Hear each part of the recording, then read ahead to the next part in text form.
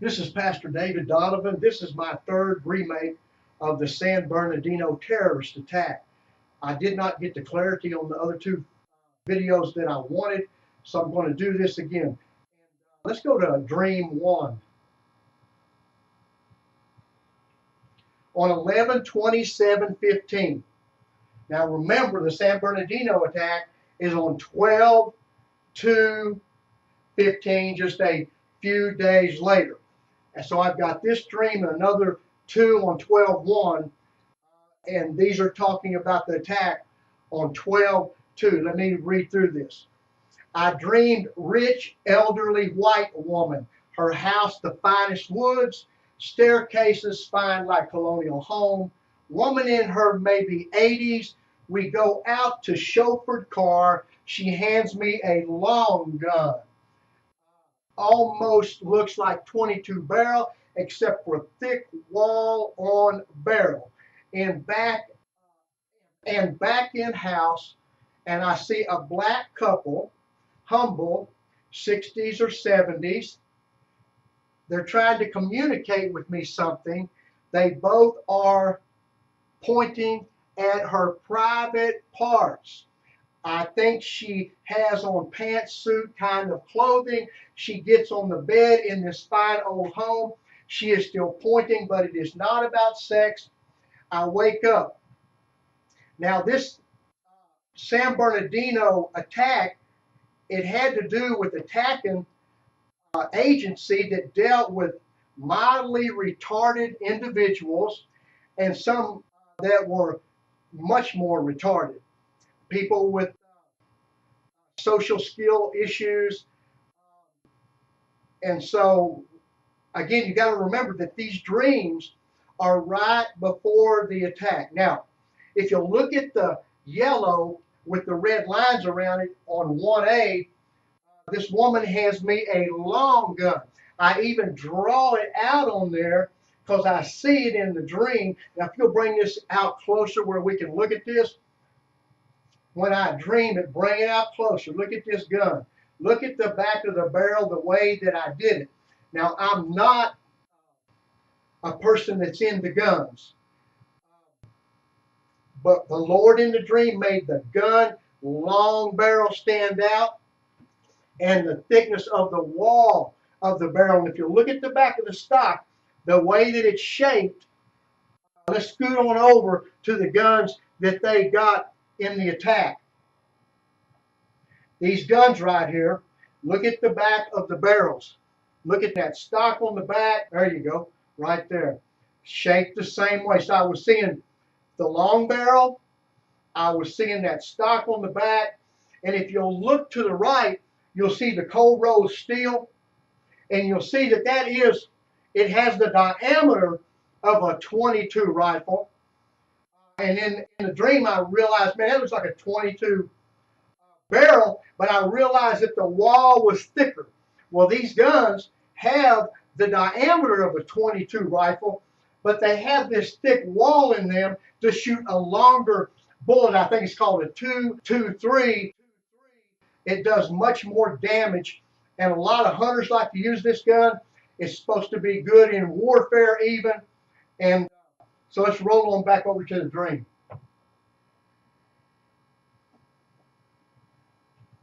Now,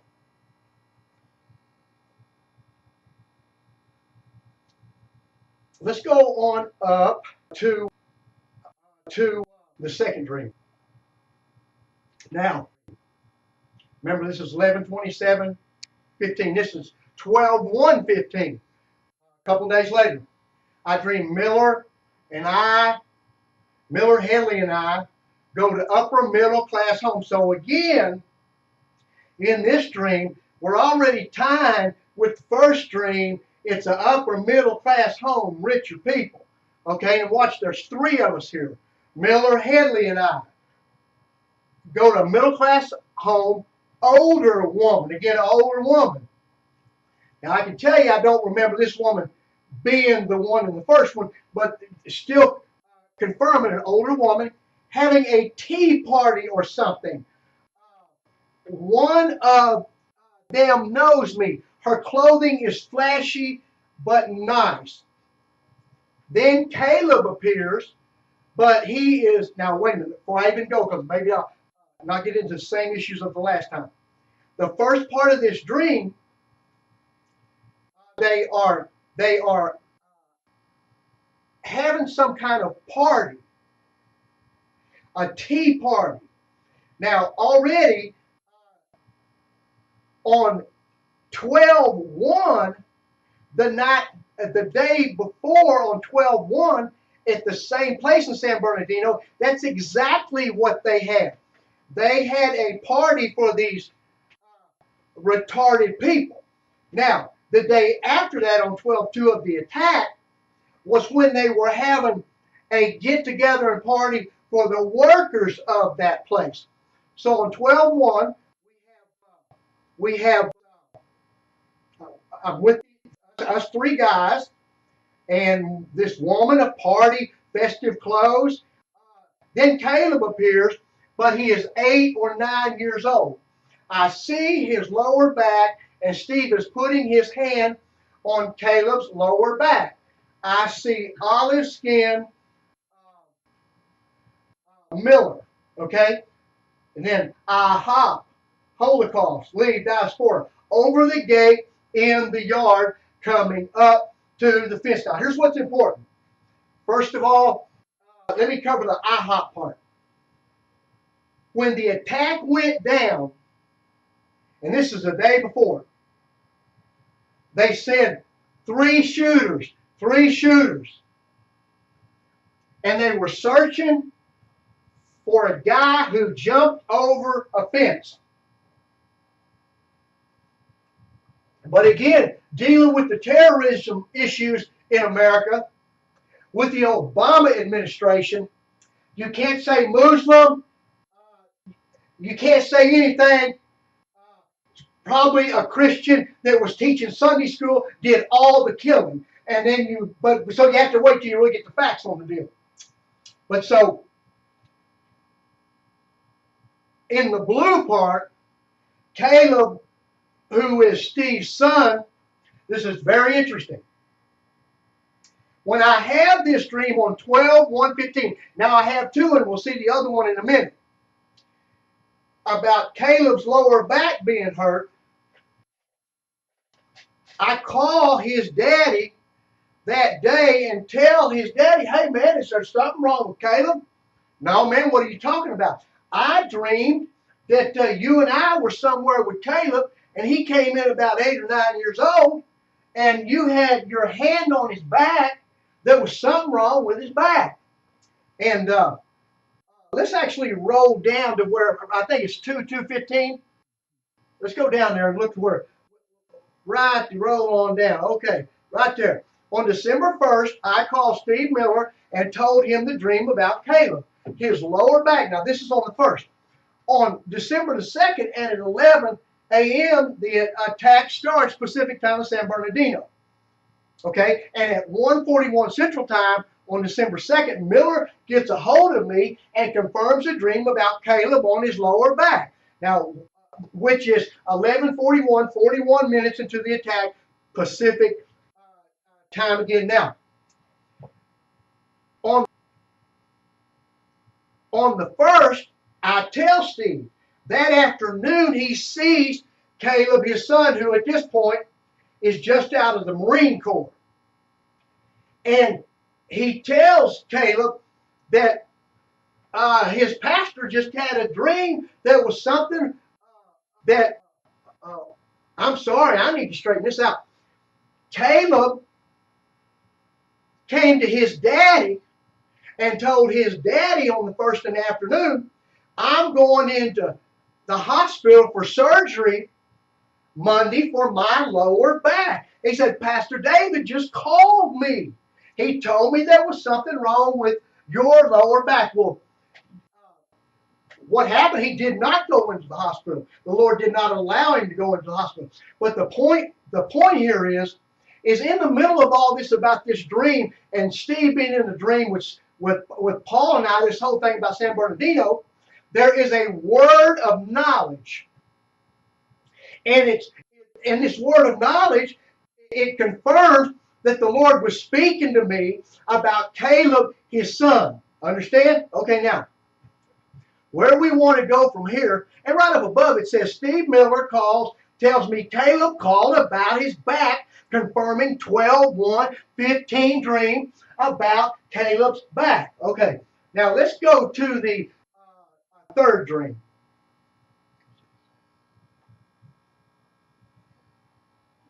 Okay, now, on 12-1-15, the same day that I tell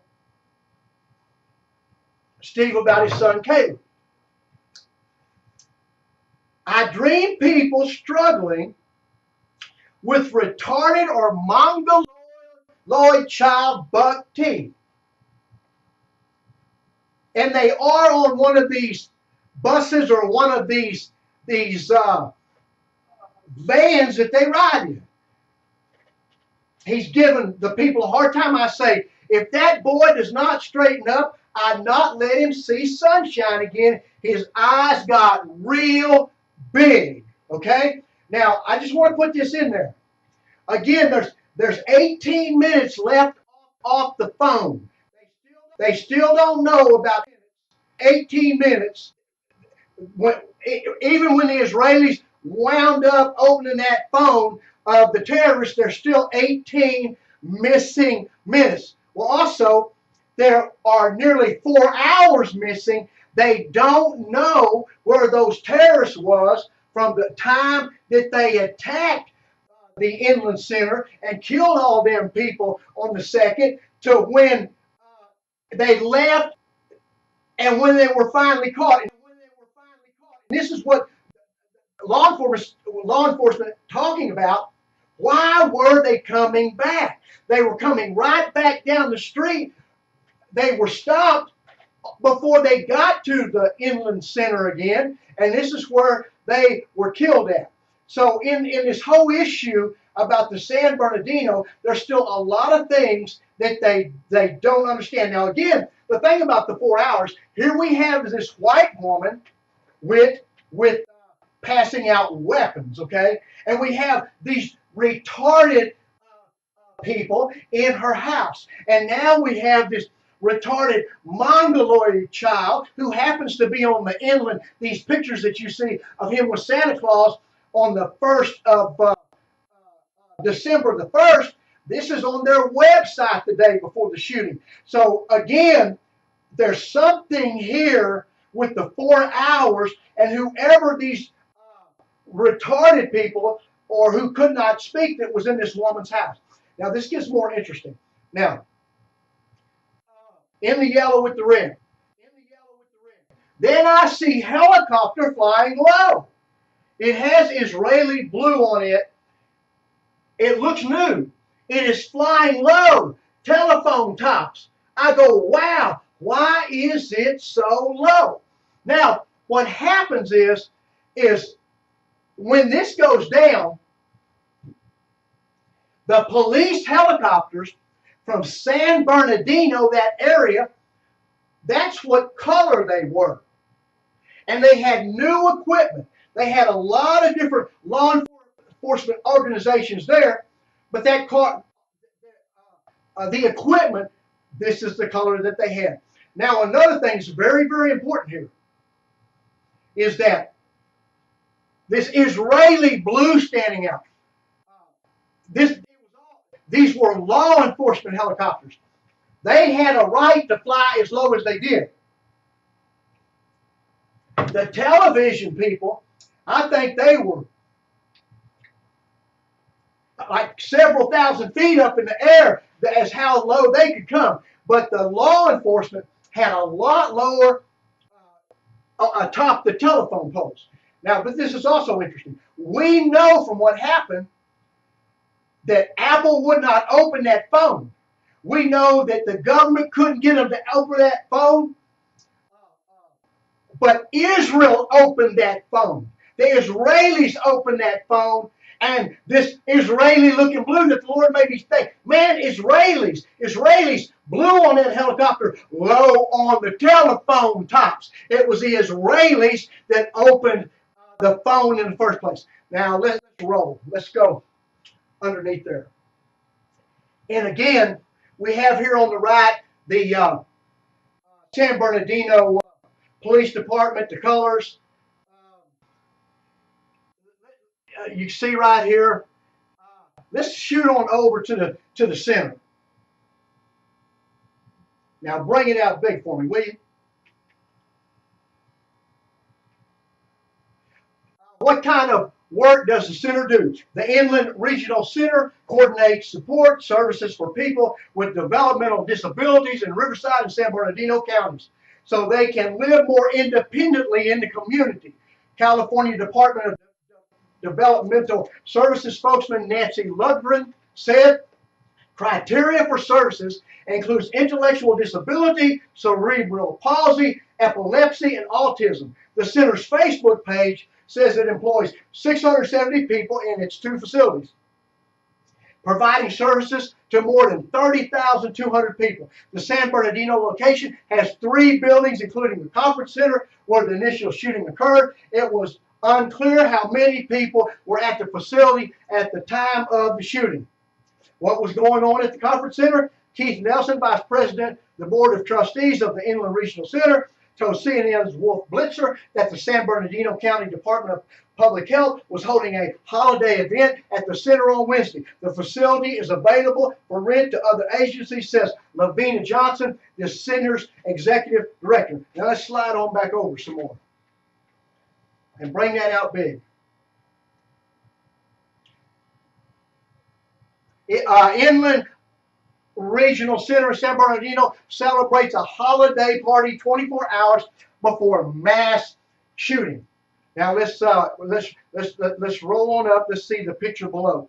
Let's pull this out. Let's pull these pictures out and make it bigger. Now the first thing that we see here on the left, these people on the left, this is the day before the shooting on the 1st. This is the party.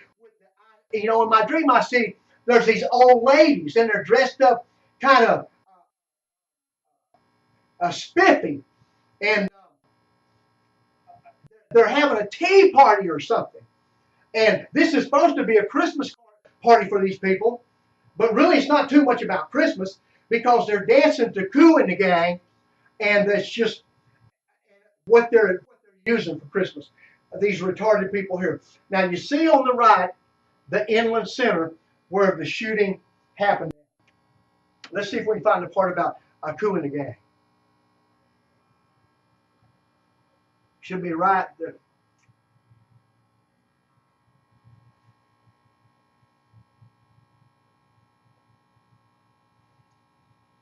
Let's roll over here. Yeah, we've got it somewhere. Let's pull it out.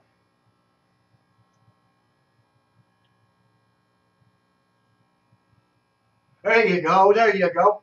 About 24 hours before a mass shooting that killed at least 14 people at a social services center in San Bernardino, California, employees, clients, and visitors were laughing, dancing, and singing during a holiday party. A video of festivities was shared on Twitter by the Inland Regional Center on Tuesday around 10 a.m. Pacific time, showing more than 20 people, many in wheelchairs, smiling and dancing to celebration by Coo and the Gang. On Wednesday, the building housing the center, a nonprofit organization that serves individuals with developmental disabilities at 1365 South Waterman Avenue, about 60 miles east of downtown Los Angeles, was overrun with hundreds of patrol and SWAT officers searching for up to 3 active shooters who were reportedly wearing body armor and shot up to 20 people. Now, we're several months down the road from this. When the Lord gave me the Paris attack and the Brussels attack, and those were very clear in my opinion. I think this is very clear, the stuff that the Lord has given me too, but there's some blank spots in this thing, just like there's 18 minutes missing off that phone, and there's 4 hours they don't know where those people were at. But I think we're going to clear some of that up now. Let's go see what else we have here, Brother Paul. You say, well, Pastor Dave, what's all this about? Let's pull it out. Right in the center there. In the first film, let's pull it out. I want to see below that picture. Right there. I want, yeah, bring that out. Okay, what I marked this down below, because even in the very beginning when I started making this video, I dreamed rich, elderly white woman. Okay? But Lord, that hasn't come up. There's 4 hours missing. Where were these people at all the time? Now slide it over. And this black couple. Lord, who is this black couple? Okay? Now we got elderly white women, rich elderly white women helping run this association, doing these parties, and we've got retarded people, black and white alike, in this organization. So in time, it will come out. Let's roll and see. Let's look at the. Okay, let's go to the bottom there for a minute. Let's look at these Russians. Now, stop right here.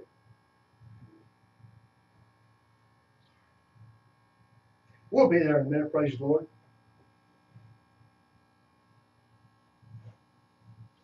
Okay, what we have found out, that these guys that did the attack supposedly got it from another guy, the weapons that had a fake marriage to a Russian woman. You see the Russian woman right there. Let's pull this out some more where you can look at these people. That Russian woman with that white skin with that Arab man there, that Arab man is the brother of the man that was killed in the attack. And these in the center, you see these other white people from Russia, you see, but and this came out of the British press. It's not been talked about much in the American press, but it's been checked out and dealt with. There's a lot of people in this whole setup that the American government and news media have not released information about these people yet, but in the Lord's time it'll come out, because the Lord, his people know what you are saying even in your bedchamber. Let's read that little thing in the middle there. David, let's see what it says here. Now this is interesting.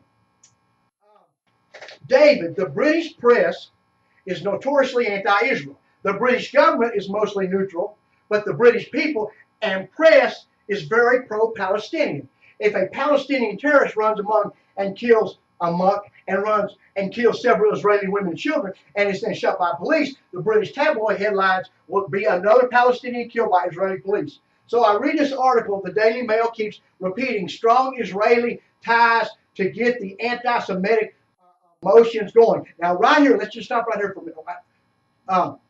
In the Paris attack before this, it was in a theater owned by Jewish people. We've got this witchcraft of the nations in the world. And by the way, I'll tell you where we are right now.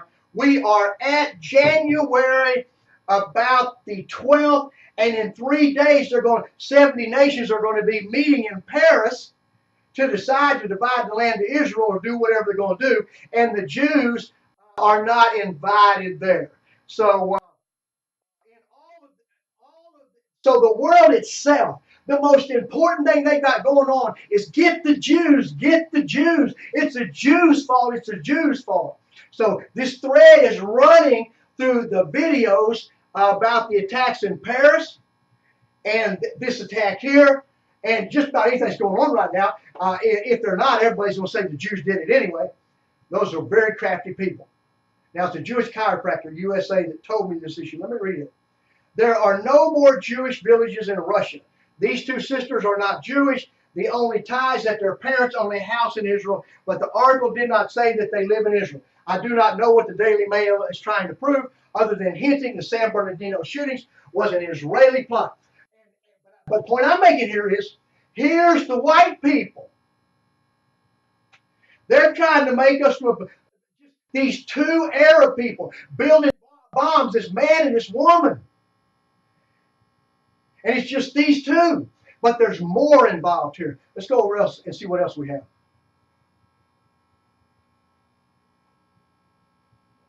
This was just read it right there on the Daily Mail. Exclusive. New riddle of San Bernardino massacre. Russian sisters married to shooters. Terrorists, neighbor, and brothers have links to Israel. And murderers' brothers were quizzed about domestic violence just before attacks. Let's see what else we got.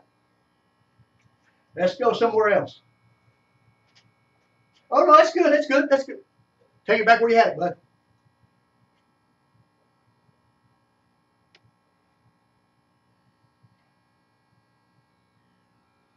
Shooter Syed Farouk's brother and his neighbor, who is accused of buying guns used in the massacre, are married to Russian sisters.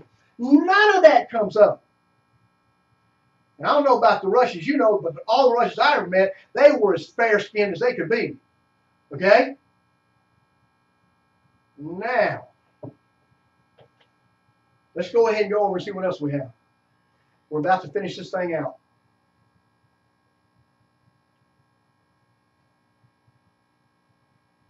Well, we just about finished it out. Go right. Let's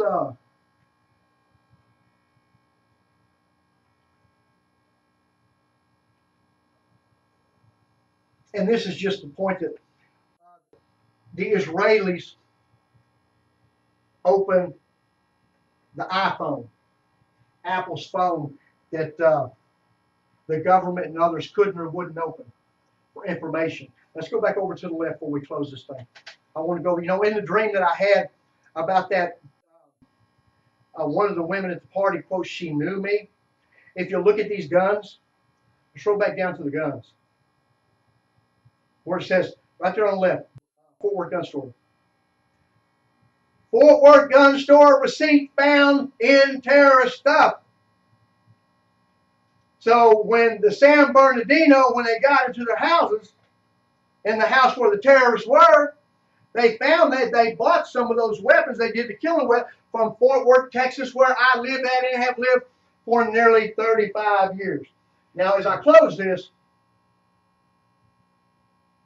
this is all about, for me, my walk with the Lord. I know my God is in control. And he's not caught off guard by any of this, the terrorists, ISIS, whatever anybody's doing, Putin, Obama. He's just not off guard.